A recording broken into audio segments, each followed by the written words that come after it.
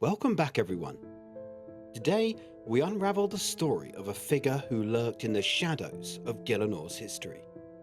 A Marjorat whose descent into madness forged the very depths of Daemonheim. This is the tale of Bilrach, loyalist, traitor, zealot, and harbinger of chaos. He is not a tale of glory, however, but of obsession, of ruin, and of an ambition so consuming it bent time and dimension. If you only know him as the master of the dungeons beneath the earth, prepare to meet the mind behind the madness. So without further ado, let's begin. Bilrach's story begins not in Gilinor, but in the Violet Crags of Runescape, homeworld of the Marjorat. Like his brethren, he was shaped by the raw elemental energies of that cruel land. When the Marjorat were brought to Gilinor during the Second Age, they first fought for the Menephites in the Caridian-Zarosian War, before betraying them and pledging allegiance to Zaros. Bilrach quickly rose in prominence. Within Zaros' vast empire, he was granted the esteemed rank of Pontifex, a high priest within the Church of Zaros, trusted with matters of faith, arcana, and artifacts. His loyalty went unquestioned, and it was in this service that he led one of the more daring missions of the age. Bilrach was entrusted to lead the Hereditas expedition, a journey into the harsh Caridian desert. His goal was to uncover the Carid Ib, a diamond containing a remnant of the god Tumacan. What he found, however, was resistance. A rogue Marjorat named Temacal, still loyal to the Menephites, attempted to prevent the artifact's capture. A fierce but brief battle broke out. Bilrach, ruthless even then, secured the diamond through cunning, threatening its destruction to force surrender. Temacal was later executed by Lucian.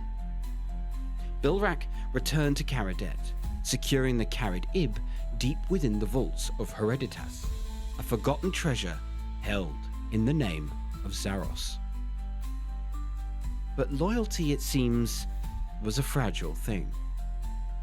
At some point, for reasons unknown, be it ideology, ambition, or whispered persuasion, Bilrach renounced Zaros and pledged himself to Zamorak, the rebel god who had struck down their former master. Whatever truths were hidden in that betrayal, Bilrach never spoke them aloud. His path was now Zamorakian, and darker than anyone could have foreseen. The God Wars ravaged the surface of Gilinor, but deep beneath, something darker stirred. With Zaros banished and the gods warring above, Bilrach was granted a new purpose by Zamorak. He became second in command, and from this position of power, summoned one of the most devastating demons to walk the world, the Avonic general, Krill Sutzeroth. Krill would carve a brutal path for Zamorak's armies. But Bilrach looked beyond war. He looked beyond the edicts. He looked down. When the gods were finally banished from Gilinor by Guthix, Bilrach awoke from a long slumber. Changed. Restless, obsessive, he became fixated on an ancient whisper. A rift buried deep beneath the earth, said to be capable of piercing the edicts of Guthix, a portal through which Zamorak might return. And so, in 1225 of the Fourth Age, Bilrach began his descent. He gathered a vast workforce, humans, hobgoblins, giants, and began to dig into a lonely peninsula east of the wilderness. They dug deep, carving a vast subterranean fortress that would become known in our time as Daemonheim. The Demon Home is its translation. But the further they delved, the less it obeyed logic. The tunnels twisted on their own. Layouts began to change. Entire sections collapsed or disappeared. And all the while, Bilrach was hearing whispers. What began as guidance soon became madness. He pressed on, driven by a voice only he could hear, reshaping his workforce with increasingly horrific methods. When his giants could no longer fit through the tunnels, he slaughtered them and fed their remains to the others. He experimented with breeding programs, giants, goblins, and humans, trying to create what he called improved slaves. His cruelty wasn't methodical. It was manic. His men, twisted by fear, began to vanish into the depths or kill themselves to escape Bilrach's shadow. To guard his growing secrets, Bilrach enlisted two brilliant mages, Lexicus Runewright and Astia Frostweb, to seal Daemonheim with traps and wards. But when they discovered the truth of his intent, they rebelled. He crushed their resistance and enslaved their minds. The deeper he dug, the more Daemonheim responded. The dungeon began to mutate, warp, as if it were alive. And when the ground became unstable, Bilrach opened portals, siphoning refuse into other worlds and dragging powerful entities into his service. Behemoths, stalkers, and the infernal Kalgir, the warmonger. But not everything he summoned could be controlled. One such portal misfired. From it emerged the Garajo, eldritch beings who despised necromancy and all demon kind. They became a thorn in Bilrach's side, impossible to banish and working relentlessly against him. Still, he managed to press on. He absorbed the portal's power, keeping himself young, avoiding the need for Margarat rituals. As the centuries passed, his form endured, but his mind began to crack. By the 165th year of the Fifth Age, Bilrach was alone. His followers, corrupted and mutated, wandered the deeper floors like phantoms. His final journal spoke of a dark force draining him, but he marched onward into the black, following the voices ever deeper. And then he vanished. For 5 centuries, no one saw Bilrach. No one returned from Daemonheim. His name became myth, his voice swallowed by the rift, until one did return. In the year 164 of the Fifth Age, a presence once thought lost was found. Moya, a hybrid of Margarat and human blood, created by Lucian and once loyal to Zamorak, descended into the broken halls of Daemonheim. She had hunted Bilrach for 500 years. When she found him, he was barely a shadow of the Margarat he once was. At first, Bilrach spoke in fragmented thoughts, in the voice of many, as if something else were using him to speak. But eventually, clarity returned. He knew Moya, recognized her, trusted her. In that moment, Bilrach was lucid. He revealed a secret long buried. The Margarat's original ritual marker, once used to conduct their powerful rejuvenation rituals, had been smuggled into Daemonheim, piece by piece, over centuries. And it was here, in the shadow of the rift, that he intended to use it. Moya, intrigued or perhaps compelled, joined him. Together, they descended into the deepest floor of Daemonheim and through the rift itself. They tumbled through realms, separated by chaotic magic, until Bilrach landed in the one place he hadn't seen in millennia. Runescape, his home.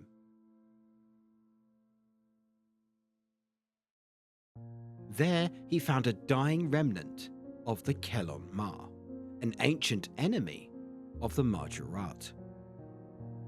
It was weakened but not dead. Bilrach, filled with fury for the deaths of his own kin at the Kelon's hands during the exodus from Runescape, struck it down. He returned to Daemonheim with its body and sacrificed it at the ritual marker he had hidden all these years.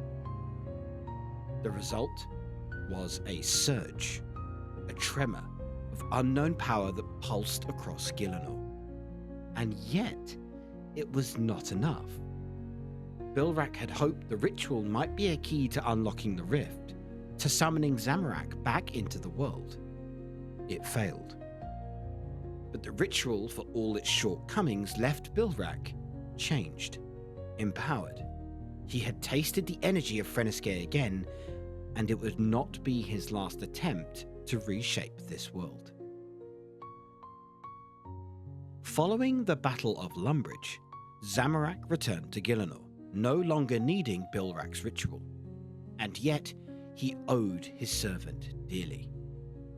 It was Bilrach who offered Zamorak a sanctuary, deep beneath Daemonheim, close to the rift, where whispers still echoed from beyond the plains. Though others feared its pull, Bilrach felt renewed by his master's presence. His proximity stabilizes me, he said. In the shadows, he became Zamorak's spy master and planner, helping orchestrate one of the greatest gambits of the Sixth Age, the heist of the Stone of Jazz. Though Bilrach didn't take part in the raid itself, he was instrumental in gathering allies and preparing Daemonheim as the staging ground. But what he didn't reveal, what even Zamorak may not have known, was that Daemonheim had never been about the rift alone. Bilrach had been building an army.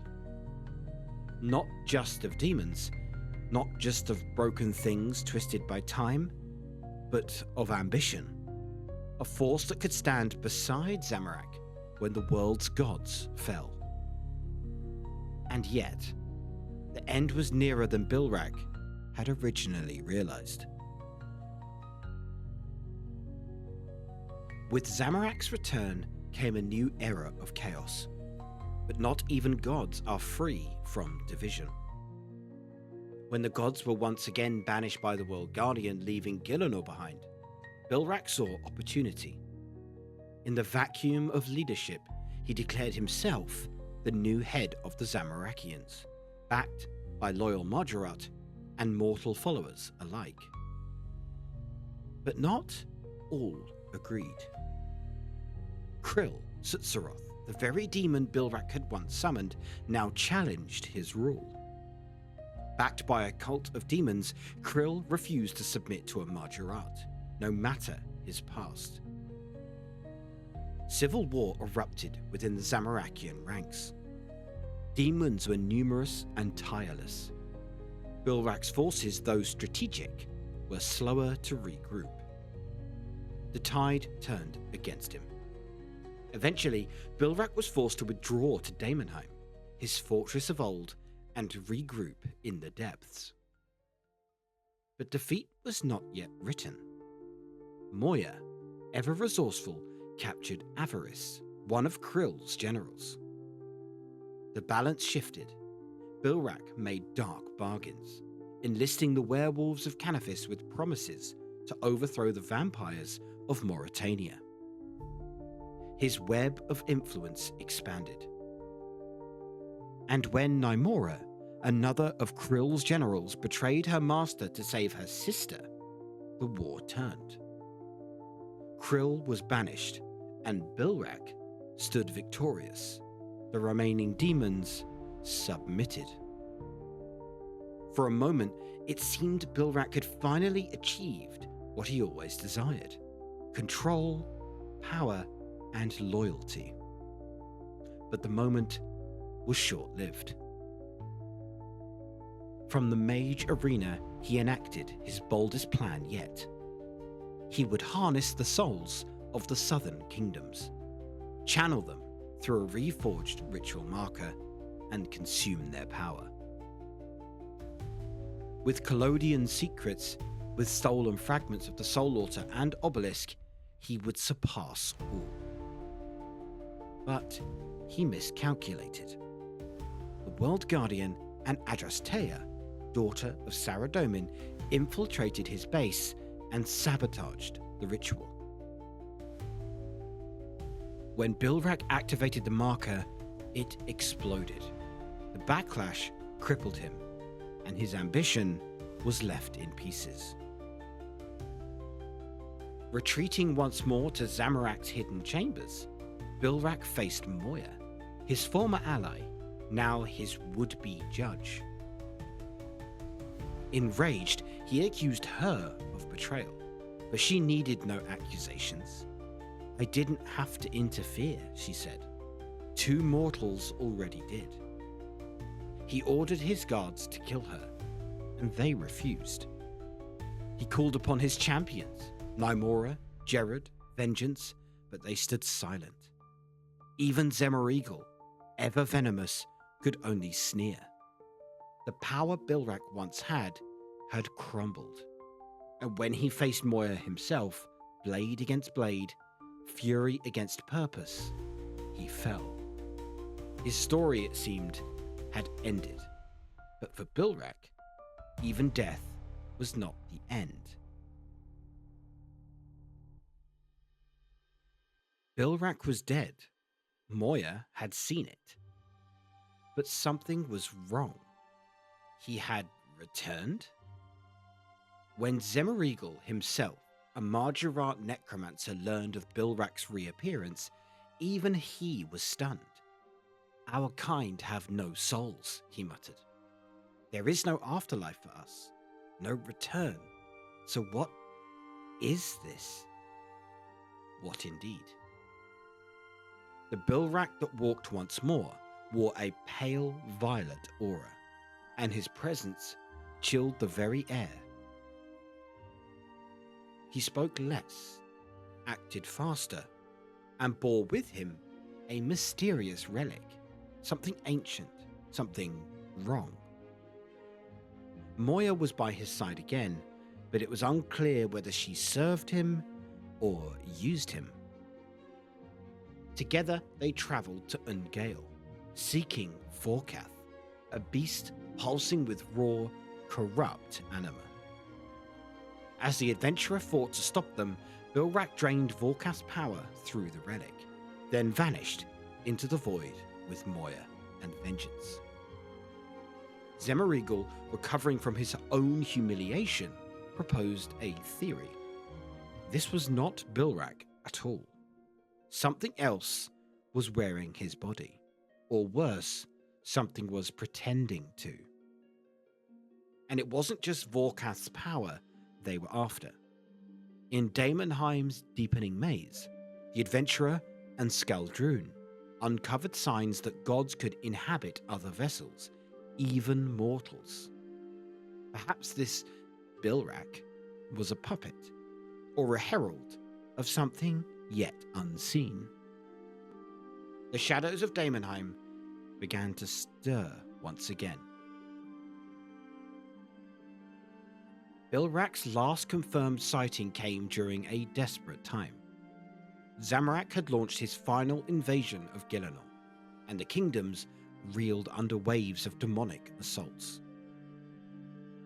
As chaos spread, Bilrach himself stormed the White Knight's castle, appearing unannounced in Saradomin's throne room. There, before Gilinor's remaining defenders, he issued a single ultimatum: surrender or burn. He didn't wait for a reply. Yet for all his bluster, Bilrach was no longer the king of schemes. The tides had turned, the gods were leaving, the world guardian had reclaimed the edicts, and the power Bilrach once worshipped was fading from the world. His army scattered, his rituals failed, his relics grew cold. And still, whispers echo in Daemonheim. Some say Bilrach was never truly Bilrach after the rift, that the voices which led him there never stopped speaking, that something ancient, older than Margaret or God, reached out to him from the edge of existence and simply never let go. His story isn't one of redemption, it is not one of vengeance. It is a tale of consumption, of a soul lost beneath stone, fed to the endless hunger of ambition, until nothing remained but a hollow shell and the echo of the rift. Bilrach was never the strongest Margaret, nor the most cunning, but he may have been the most dangerous because he believed in gods, in chaos, in voices from beyond the edge of reason. And like the halls he carved into the earth, Bilrach was warped by what he found there. We may never know the full truth of what lies in Daemonheim's deepest flaw, but if you feel the ground shift beneath your feet or hear whispers in the dark, perhaps you've wandered too far. Until next time, as always, I will see you all in Gilinor.